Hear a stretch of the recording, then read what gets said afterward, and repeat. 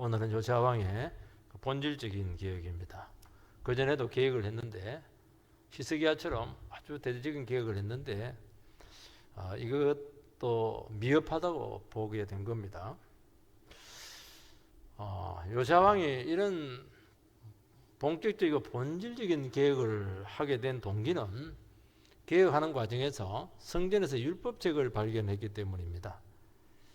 자기는 참 잘한다고 했고 신앙도 좋고 정말 하나님 말씀대로 다스린다 했는데 말씀 앞에 탁 보니까 이게 뭐 근처도 못 갔어요. 그래서 깊이 회개합니다. 왕이 회개했다는 게 굉장히 중요한 겁니다. 왕이 회개하면 되는 거예요. 왕이 회개하면 돼요. 집에도 가장이 회개하면 그 집은 되는 겁니다.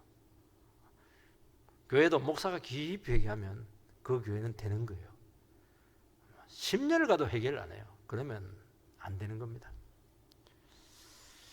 그래서 여선지자 훌다에게 하나님의 뜻을 묻고 듣습니다. 두 가지를 응답을 받는데 유다의 멸망은 결정되었다.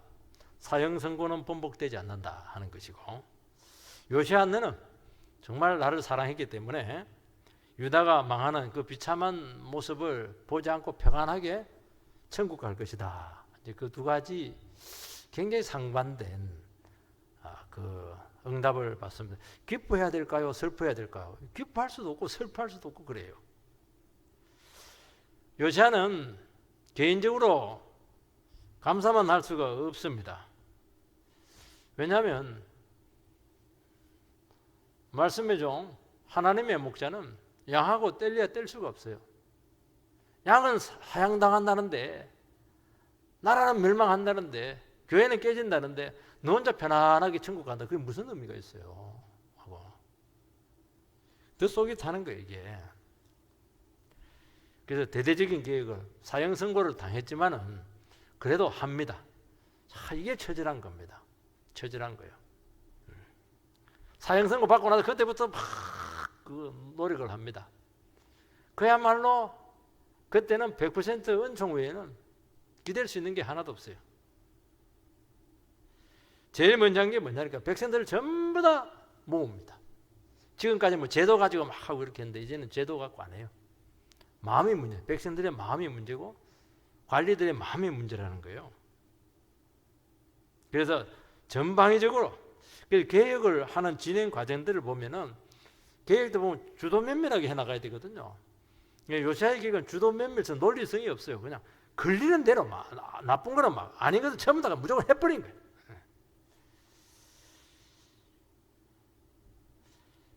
이것을 보면은 얼마나 요시야가 절박했는가 하는 것을, 우리는 성경을 쭉 길게 읽었는데 뭐 무슨 말인지 잘 몰라요. 그런데 느껴지는 게 하나가 있어요. 하나씩 하나씩 설명을 하고 있는데 모든 것을 다 포괄했고, 이게 하나하나가 어마어마한 일들인데 정말 절박했다는 거예요. 어차피 망한 거니까, 이렇든 저렇든 망한 거니까 마지막 몸부림이라도 한번 쳐보자, 그런 심정으로 했던 계획입니다. 첫 번째는 언약을 먼저 갱신을 합니다.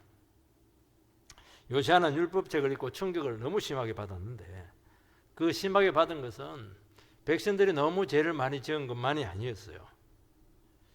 하나님의 말씀의 그 기준에, 언약의 기준에 딱 근거해 봤을 때 이거는 뭐 저주밖에 없다는 겁니다. 이미 저주의 심판이 내려졌습니다. 사형 선고 받으면 어떻게 됩니까? 그때부터 간수들이 잘해줍니다. 잘 먹게 하고 잘 자라고 그래요. 잘 자라고 합니다. 그게 편한 겁니까? 편한 거 아니에요.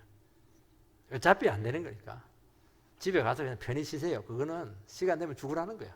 이제 치료가 안 되니까. 때가 되면 집행이 됩니다. 유다는 지금 사형 언도를 받은 죄수로서 집행 날짜만 지금 기다리고 있습니다. 요시야는 이 사실을 알고 나서부터 하나님의 진노를 돌이키기 위해서 무슨 조치를 취해서라도 하는 겁니다. 이게 요시야의 위대한 점입니다. 나만 천국 갔으면 됐지 뭐. 어차피 저 인간들은 안 되는 거야. 그래 할 수도 있거든요. 히스기야 같은 경우도 15년 연장을 해줬더니만 굉장히 좋아했어요. 내가 살아났다. 그게 너무 의미를 부여했습니다. 살아난 것은 목숨 걸고 나를 기획하라고 했는데 좀 딴짓을 했어요. 근데 요시야는 좀 달랐어요. 요시야는 망했지만 내 혼자 천국 가서 무슨 의미가 있냐는 거예요. 그래서 그냥 일단은 이제는 아니다. 중요한 거는 백성들의 마음의 문제라는 거예요. 그래서 심령 개혁으로 지금 나갑니다. 1절 2절 이에 왕이 유다와 예루살렘의 모든 장로를 자기에게로 모으고 이에 왕이 여호와의 성전에 올라가매 유다 모든 사람과 예루살렘 주민과 제장들과 선지자들과 모든 백성이 노소를 막론하고 다 왕과 함께 한지라. 왕이 여호와의 성전 안에서 발견한 언약책의 모든 말씀을 읽어 무리의 귀에 들리고 왕은 지휘고와 남녀노소 막론하고 전 백성을 소집합니다. 벌써 이게 왕의 마음에 느껴지는 겁니다. 백성들 소집하는 게 절대 쉽지 않아요. 안 돼요. 진짜 절복했다는 것을 알게 됩니다. 그 얼마나 복잡한 과정이 있겠어요. 그러니까 요시야는 하나님 말씀만이 영혼을 살리고 이 나라를 회복시킬 수 있다는 것을 뼈저리게 고백하고 있는 것입니다. 다른 거는 문제 삼지 않아요. 모여서 회개를 하든지 구설을 하든지 어떻게 해서라도 하나님 앞에 좀 잘 보이자. 그냥 했던 거예요. 유다가 왜 망했느냐? 죄도 많이 짓고 우상 숭배했지만 그거는 결과고 백성들이 하나님의 말씀을 멀리 했기 때문이라는 것이죠. 이번에 마지막 기회인데 이번 기회마저 돌아오지 않으면 안 된다. 완전히 가망성이 없다. 죽을 때 죽더라도 한번 우리 주님 앞에서 한번 목숨 걸고 한번 회개해보자. 이 심정이었습니다. 이 마음 갖고 하니까 백성들이 다 모이는 거예요. 권위적인 소집이 아닙니다. 그리고 백성과 함께 성전에 올라갑니다. 왕의 마음이 참 조급해요. 하루하루가 지금 답답해요. 백성들을 살리고 싶어해요. 요시야 왕은 유다가 망한 이유를 너무나 잘 알고 있습니다. 그것은 조상 때부터 하나님 말씀을 멀리 했고 불순종해온 결과입니다. 하루 이틀 쌓여진 게 아니라는 거예요. 아스 왕 때, 아몬 왕 때 그 앞에서부터 너무너무 오랫동안 하나님 앞에 배교해 왔는데도 불구하고 아무도 문제의식을 느끼지 못했다는 것입니다.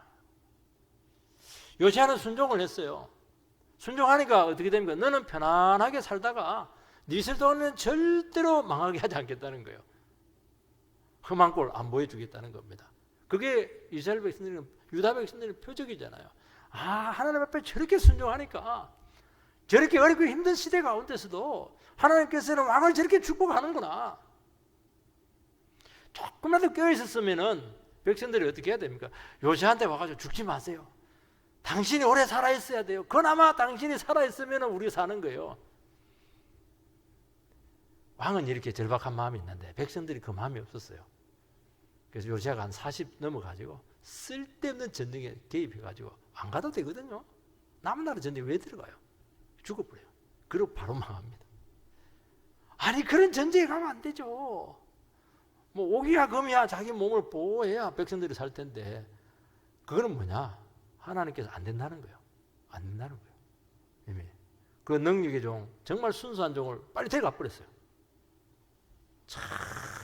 그러니까 요시야는 나만 평안하면 안 된다는 거예요. 여러분 계획이라고 하는 것은 회복이라고 하는 것은 운동으로 몸만 들어도 되는 게 아니에요. 절대로 안 돼요. 먼저 은혜 받은 영혼들이 생겨야 돼요. 철저히 회개한 심령들이 나와야 돼요. 그러면 돼요. 한 사람이라도 괜찮아요. 왕 한 사람이라도 괜찮아요. 아니면 성경 공부 그룹에서 나와도 돼요. 그러면 무슨 현상이 나타나느냐? 우리 모두에게 은혜가 필요하다는 거예요. 깊은 은혜의 체험을 통해서 이것 외에는 병든 영혼을 고칠 수가 없다는 겁니다. 한국교회 비판하기는 굉장히 좋아요. 말씀도 없고 복음도 없고 그냥 되는 것도 없고 안 되는 것도 없고 그냥 황폐화되어 있고 이렇게 하는데 그 말은 누가 못해요.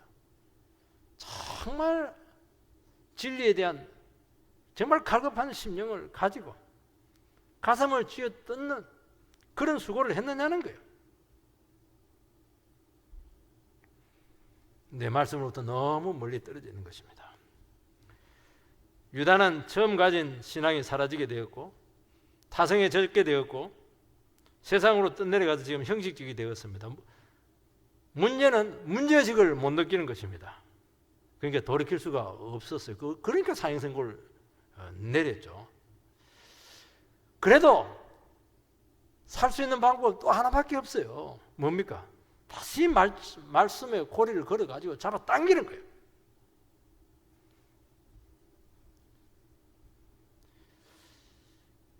하나님의 말씀은 참 놀라운 역사가 있는데 아무리 형식적이고 아무리 떠내라고 이렇게 해도 하나님의 말씀은 막 하나님 줄이잖아요. 하나님하고 딱 맞닿아 있기 때문에 하나님의 말씀에 고삐가 탁 걸리게 되면은 어떻게 되느냐? 이렇게 살아서는 안 된다. 강한 위기의식이 동반된다는 것입니다. 이게 하나님의 말씀의 위대성입니다. 아무리 소크라테스의 책을 읽고 아무리 공자책을 읽고 이건 참 좋은 교훈 그 정도밖에 안 되거든요.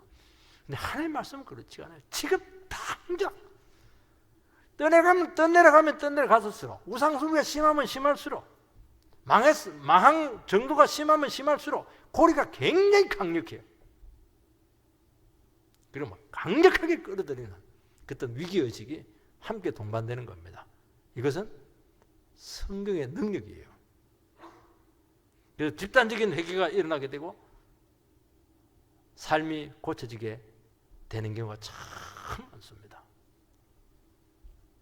백성들이 왕의 소집에 하나같이 나옵니다. 그거는 뭐냐니까 벌써 왕의 태도를 통해서 백성들 마음속에 위기의식이 지금 생겼다는 거예요. 그 사람들 왜 나와요? 배급해 주는 것도 아니고 땅을 주는 것도 아니고 농작물을 주는 것도 아니고 아무것도 아닌데 왜 나와요? 근데 왕이 딱 마음을 딱 먹으니까 이게 벌써 전염이 되는 거예요. 벌써 딱 백성들 마음에 이번에 가야 된다는 거예요. 전쟁이 난 것도 아닌데 가야 된다는 거예요. 그러니까 말씀의 종 한 사람, 지도자 한 사람이 내가 이래서는 안 됩니다. 딱 마음 먹으면 다 알아요. 딱 위기의식이 생기는 거예요. 이게.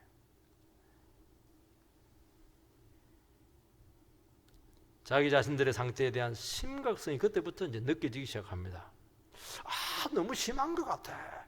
너무 막 끄는 거 있지. 너무 엇박질러. 이렇게 하다가 그렇게 하면서 욕식을 하다 보니까 보이는 거예요. 욕대로 보고 하면서 이게 느껴지거든요. 이게 강력한 성리의 능력입니다. 요시아가 하나님 앞에서 바로 서려고 하는 그 몸부림을 백성들이 다 알고 있었다는 거예요. 기도 운동도 해보고 말씀 운동도 해보고 개혁을 위해서 몸부림도 쳐보기도 하고 처절한 회개도 하고 그냥 계란으로 바위치긴 것 같아요. 아무 반응이 없어요.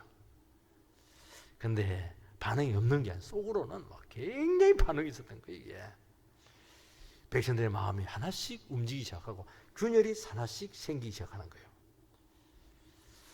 이것은 사람이 하는 것이 아닙니다. 이것은 성령님께서 이끌어 주셔야 된다는 누구요? 요시야 한 사람의 영성을 보고 그렇게 하겠다는 거예요. 여러분, 진정한 개혁은 하나님을 위해서 하는 것입니다. 하나님을 위한 것이 백성을 위한 것이고 교회를 위하는 것이고 성도를 위하는 것입니다. 그래서 하나님 앞에 바로 서리고 하는 것 자체가 너무 위대한 겁니다. 내 하나님 말씀만 붙잡고 내 하나님 앞에서 정직하게 걸어가겠다. 이것이 출발점이에요. 출발점이고 끝점이에요. 하나님 말씀 앞에 내가 정직해야 되겠다. 이것이 계획이에요. 하나님만이 질서를 주고 평화를 주고 연합을 주고 회복을 주시기 때문이죠. 사람들은 이게 잘 안 돼요. 하나님만 섬기기는 좀 답답하고 또 욕심이 너무 많아가지고 세상에 자꾸 끌리는 거예요. 그래서 하나님만 섬긴다. 하나님 앞에 바로 서야 된다. 인간 바라보지 마라. 근데 이게 안 돼. 이게 그렇게 어려운 거예요. 그렇게 힘들어요. 예배 드릴 때는 되는 것 같은데 사회 나가면 막 또 힘들어요. 무너지는 거예요. 하나님만 바라봐야 된다. 하나님 앞에서만 서야 된다. 이게 대한 확고한 신앙관이 세워지는 게 그렇게 어렵다는 거예요. 이게. 여러분 두 마음이 한 마음으로 돼야 되는 거 참 어렵죠. 어려운 가운데 하나님만 바라보는 거 어렵잖아요. 바로 이것을 지금 우리에게 말하고 있는 것입니다. 3절 왕이 단 위에 서서 여호와 앞에 언약을 세우되 마음을 다하고 뜻을 다하여 여호와께 순종하고 그의 계명과 법도와 율례를 지켜 이 책에 기록된 이 언약의 말씀을 이루게 하라 하며 백성이 다 그 언약을 따르기로 하니라. 언약식을 합니다. 보니까 하나님의 말씀을 소홀히 하고 세상 욕심으로 나갔어요. 이제 주님 없이 살아온 덧없는 삶을 다 버리고 하나님의 말씀만 붙들겠다. 이게 언약식입니다. 언약식이에요. 근데 문제는 뭐냐니까 유다 백성들의 이 고백이 진심이 아니었어요. 왜 진심이 아니었냐니까 그 뒤에 나타나는 현상들을 바라보면 돼요. 정말 요시야 왕과 함께 한둘에 딱 돼야 되는데 안 돼요. 왜냐하니까 죄의 뿌리가 너무 깊었다는 거예요. 지은 죄만큼 눈물을 충분히 흘려야 되는데 흘리지 않았어요. 그들이 한 악행만큼 가슴을 찢고 자기 옷을 찢어야 되는데 좀 찢다 그냥 망한 거야. 아깝다 이러면서. 문제가 있다는 것은 느꼈지만은 뼈저리게 느끼지 못했다는 거예요. 이게 문제입니다. 이게 문제예요. 여기까지 들어가줘야 되거든요. 그러니까 이 눈물의 양, 그 회개의 깊이에서 사실은 새로운 것이 나오는데 여기까지는 못 들어가는 거예요. 이것까지 못 들어가는 게 문제라는 거예요. 여러분 이혼한 부부들의 재결합이 참 어렵습니다. 이혼을 해놓고 보니까 막 살아가기도 힘들고 돈도 없고 외롭고 보고 싶고 다음에 붙여놔봐야 똑같아. 어떻게 해야 됩니까? 왜 이혼했는가? 바람기 때문에 했다는 거예요. 바람기가 확실하게 치료되기 전까지는 절대로 재결합하면 안 돼요. 바람기 놔두고 또 해버리면 또 그럴 텐데요. 마찬가지라는 거예요. 유다가 왜 하나님 앞에 사형 선고를 당했느냐? 얼마나 우상이 깊었고 탐욕이 깊었냐는 거예요. 이게. 지금 이 문제를 하고 있는 겁니다. 그러니까 시간이 없었던 것 같아요. 내가 보는 요시야가. 그러니까 말씀 운동을 벌여가지고 한 10년 동안 말씀의 종들을 보내서 전국으로 보내가지고 완전히 회개 운동을 해야 되는데 말씀 운동을 해야 되는데 여기까지는 안 됐다는 겁니다. 이게 문제였어요. 이게. 그래서 너희들이 회개할 만할 때 회개하고 은혜 받을 때 은혜 받으라는 말이 맞습니다. 언제라도 와서 은혜 받으면 되죠. 언제도 예배는 열려 있잖아요. 주일 오전도 있고 오후도 있고 수요일도 있고 새벽기도도 있고 우리에게 찾아오는 은혜는 항상 있는 게 아니에요. 하나님 나에게 찾아오고 은혜를 주고 이래 살아서는 안 된다. 하나님은 바로 서야 된다. 이 마음이 보통 마음이 아니라는 거예요. 근데 거기서 끝난다는 건 몇 번 해보고 한 일주일 하니까 그게 그거네. 그러니까 뒤집어지는 거예요. 이게. 어떻게 해야 됩니까? 내가 눈물 흘리고 예배 드리고 이 교회에 얼마나 있을지는 모르겠지만 이 은혜 받는 이게 그냥 온 게 아니구나. 이건 나에게 특별한 은혜를 주신 거구나. 전부 다 끊어버리고 다 내려놓고 여기에 완전히 은혜 받는데 헌신을 해야 되는데 그게 안 되는 거예요. 그게 안 되는 거예요. 그게 문제라는 거예요. 그게 은혜 받을 만한 때 은혜 받으라.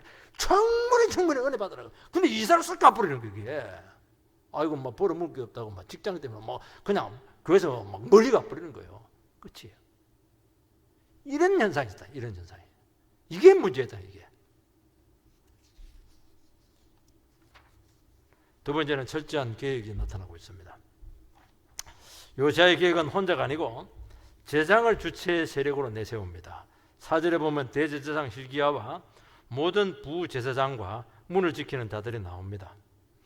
이들은 함께 기도운동했던 동력자들입니다. 여러분 제사장들을 앞에 세웠다는데 제장들의 제일 요건이 뭐냐? 가장 사랑하고 가장 가까운 사람에게 죄에 대해서 언제라도 칼을 빼고 찌를 수 있어야 돼요. 찔러버려야 돼요.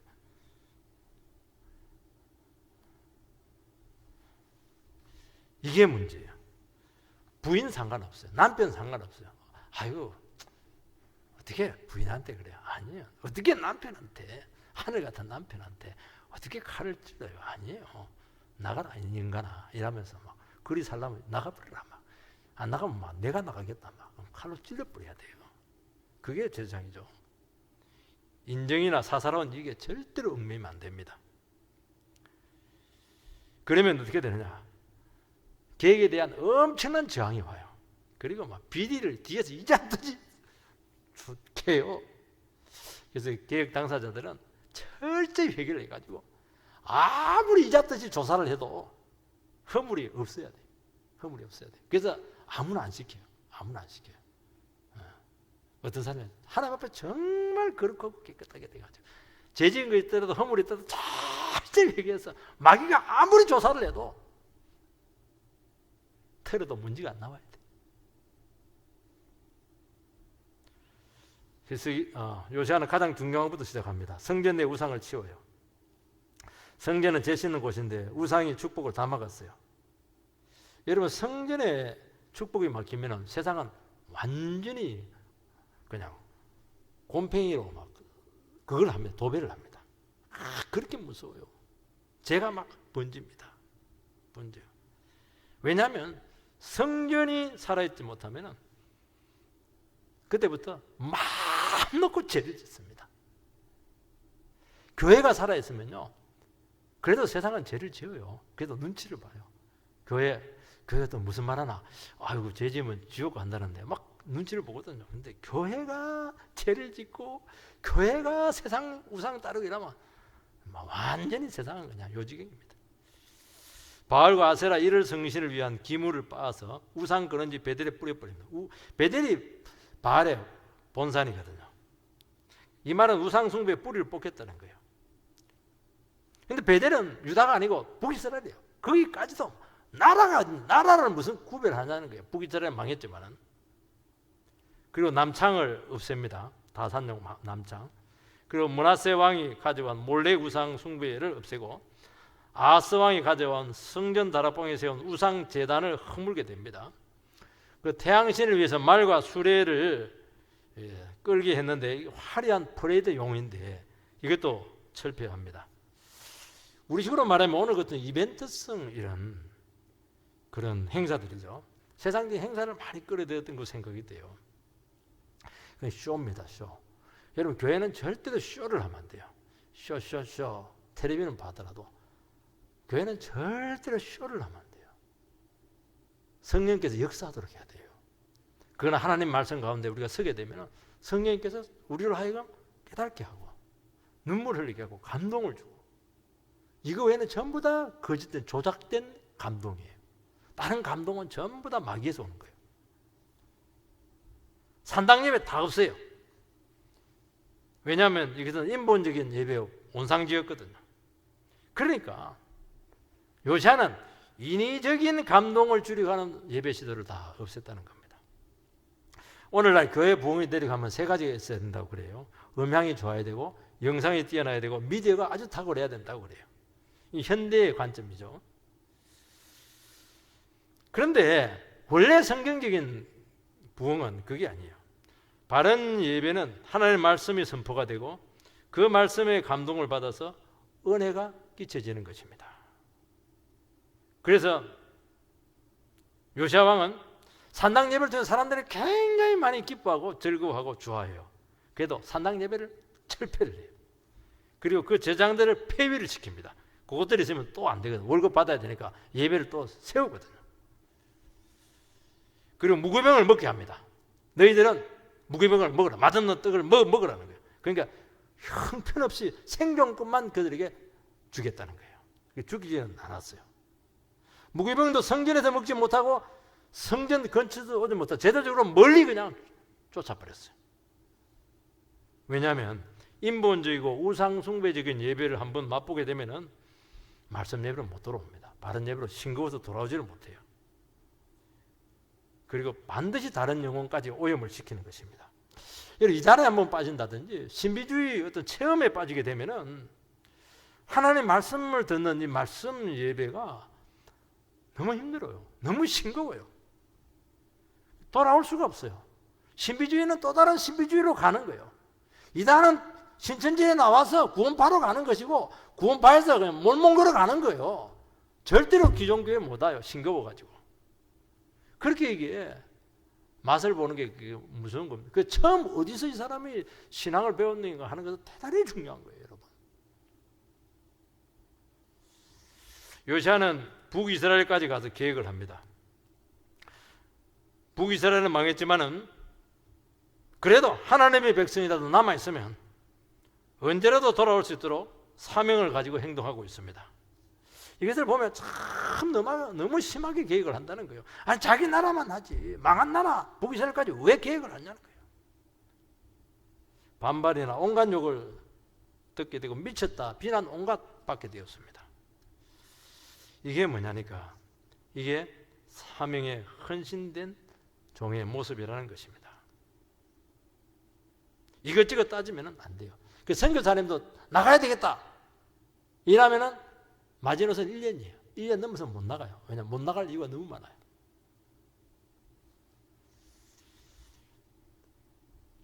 요시아의 계획은 너무 철저하고 처절했습니다. 암뿌리를 뽑듯이 했던 것이고 전방위적인 대수술이었습니다. 그런데도 불구하고 완벽한 우상 제거는 불가능했어요. 이게 한계였어요. 참 안타까워요. 왜냐니까 아무리 계획을 해도 모든 종류의 우상은 결국에는 인간 마음 안에 있는 거예요. 마음 안에서 완전히 뿌리 뽑지 못하면 안 돼요. 우상이라고 하는 암세포는 이 가슴 속에 박혀 있는 거예요. 그런다고 해서 요시아 같은 계획이 불필요합니까? 아닙니다. 필요해요. 여러분 알코올 중독 끊는 게 정말 어렵어요.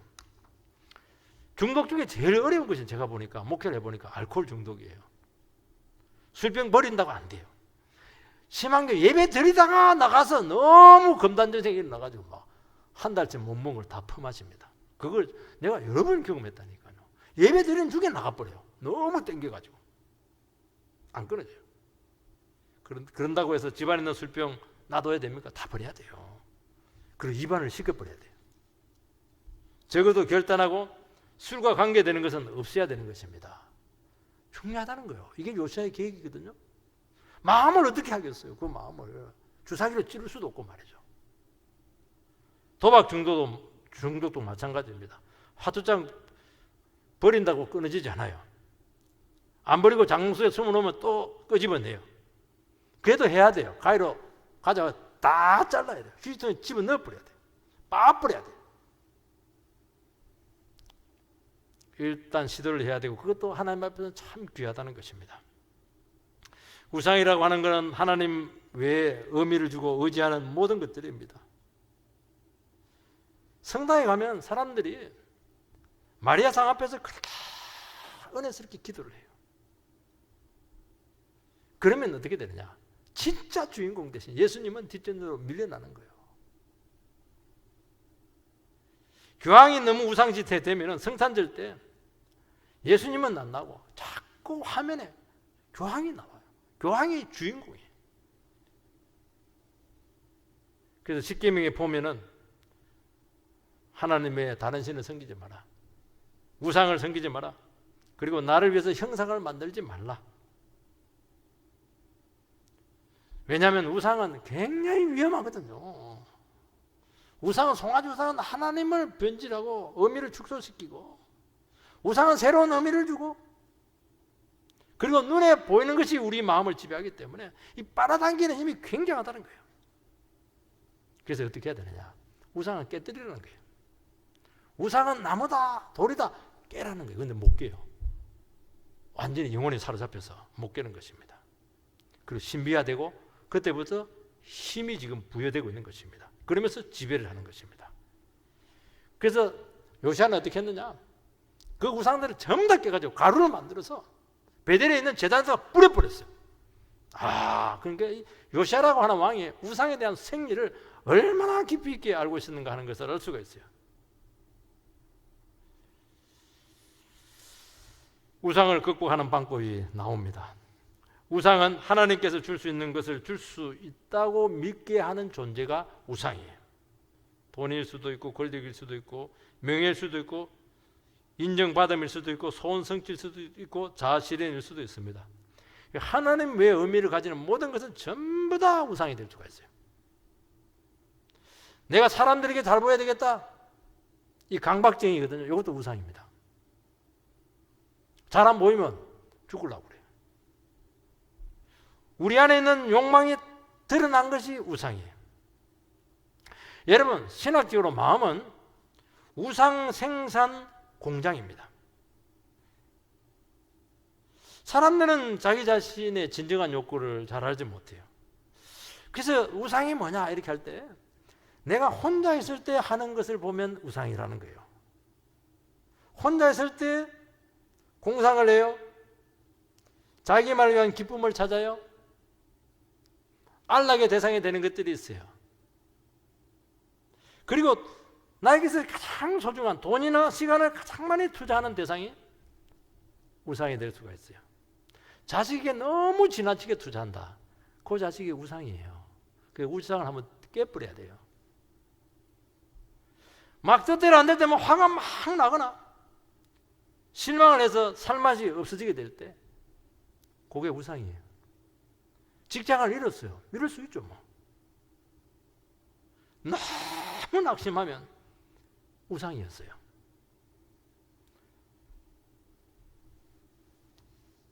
그 직장을 잃었는데 어떤 분들은 뭐 직장 잃을 수도 있지 뭐, 그 인정하고 새로운 길이 있다는 것을 알고 하나님 앞에 잘 정리해요. 그 사람은 우상이 아니었어요. 하나님께 주신 소명이었어요. 다르다는 거예요. 똑같이 일을 하지만 다르다는 거예요. 지금 우상으로 일한 사람하고 소명으로 일한 사람하고 달랐다는 거예요. 우리는 평상시에는 사랑과 정의를 외치지만은 현실적인 이해관계가 걸리면 사정없이 현실적인 이익을 챙깁니다.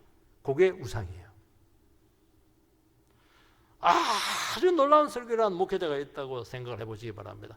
결정적인 순간 돈에 목숨을 탁 걸고 집착하면 그게 우상이에요. 설교가 우상이 아니었고 그 우상이에요. 여러분, 우상은 인생에 행복을 주고 복을 준다고 믿게 합니다. 그래서 우상을 극복을 하려고 하면은 하나님만이 복의 근원입니다 하는 진실된 고백이 나와야 돼요. 이게 굉장히 어렵다는 거예요. 내 주위에 있는 그 친척인데 돈이 많아요. 저 사람이 도와주면 나는 참 잘 될 것 같아요. 그래도 하나님께서 복의 근원입니다. 그 사람에게 자유하지 않으면 우상 숭배자예요. 그 사람이 우상이에요. 우상. 그렇게 할 수 있겠습니까? 모든 좋은 것은 하나님께 있습니다. 그걸 못 믿고 그렇게 하면은 반드시 대안적인 우상의 복을 추구할 수밖에 없다는 것입니다.